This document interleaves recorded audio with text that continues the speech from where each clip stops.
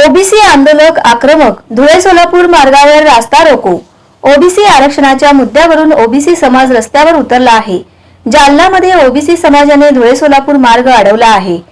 वडीगोद्री येथे ओबीसी कार्यकर्त्यांनी रास्ता रोको केला आहे।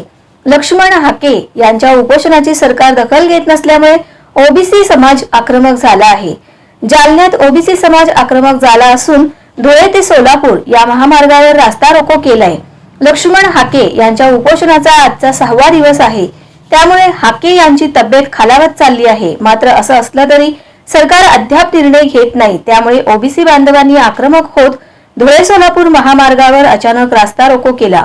या महामार्गावर मोठ्या प्रमाणात ओबीसी बांधवांनी एकत्रित येत जोरदार घोषणाबाजी केली तर सरकारने लवकर निर्णय जाहीर करावा अशी मागणीही केली आहे। दरम्यान या रास्ता रोकोमुळे वाहनांचा खोळंबा झाला आहे।